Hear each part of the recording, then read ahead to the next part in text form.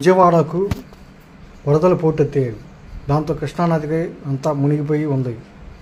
వరదలు పోటెత్తడంతో కృష్ణానది ఉగ్రరూపం దాల్చింది. ఇటు చూసిన జనం కోలాహలంగా పరుగులు తీస్తున్నారు.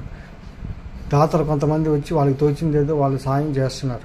ముంపు ప్రాంత బుడమేరు కట్ట తెగడంతో బుడమేరు ముంపు మొత్తం ముంచుకుపోయింది.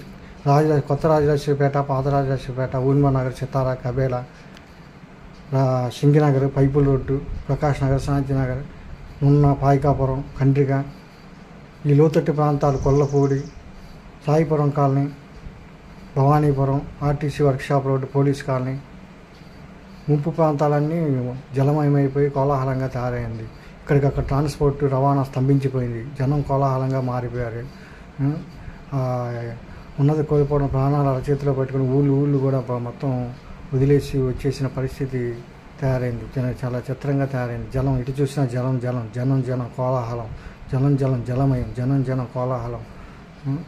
ఇటు చూసిన అన్నార్తులు ఆకలితో అలమటిస్తుంటే వాళ్ళు ఎవరికి తోచిన సాయం వాళ్ళు చేస్తున్నారు. పులిహార ప్యాకెట్లు, పొంగల్ ప్యాకెట్లు, బిస్కెట్లు అని, ఇంకే స్నాక్స్ అని ఇస్తూ, పాల ప్యాకెట్లు ఇస్తూ, వాటర్ ప్యాకెట్లు వాళ్ళకి తోచిన సాయం వాళ్ళు చేస్తూ వస్తున్నారు దాతలు. వాళ్ళకి చాలా ధన్యవాదాలు. ప్రభుత్వం కూడా వాళ్ళ వంతు వాళ్ళ సాయం వాళ్ళు చేస్తుంది. ఇది ప్రకృతి విపత్తు, మనిషి ఏమీ చేయలేడు. మానవ తప్పిదం కాదు, ఇది ప్రకృతి విపత్తు. అందరూ ధైర్యం వహించండి. కోపతాపాలకు, ఆవేశాలకు ఇది సమయం కాదు. సంయమనం పాటించండి. అందరూ సంఘీభావంగా ముందుకు వచ్చి సాయం చేస్తున్నారు దాతలు. కొంతమంది ప్రతిపక్షాలు, అధికార పక్షాలను కూడా లేకుండా అందరూ వీళ్ళు వాళ్ళు అని కాదు, వాళ్ళకి తోచిన సాయం వాళ్ళు చేస్తూ ఈ వరద బాధితులను ఆదుకుంటున్నారు. విజయవాడ అంతా మొత్తం రూపురేఖలు మారిపోయాయి. పండగ కూడా కళ తప్పింది. కోట్ల వ్యాపారం దెబ్బతుంది, లక్షల కోట్ల నష్టం. ఈ పండగ అనేసరికి వినాయక చవితి రేపు వస్తుందనగా ఈ విపత్తు సంభవించడం దురదృష్టకరం.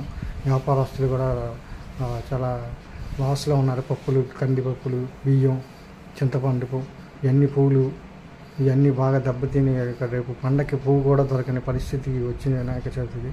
సో ఇది చాలా దురదృష్టకరం.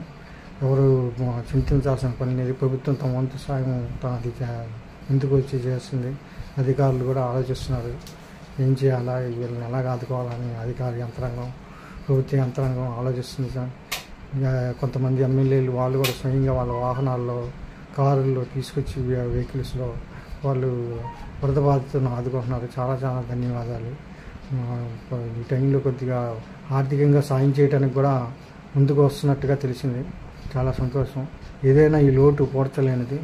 తర్వాత ఈ పశువులు, పక్షులు కూడా వరదకి గురి మొత్తం మృత్యువాత పడ్డారు. కొంతమంది 35 మంది మృత్యువాత పడినట్టుగా తెలిసింది ఇప్పటికీ. ఇంకా కృష్ణా జిల్లాలో ఇంకా కొంతమంది తేలే అవకాశం.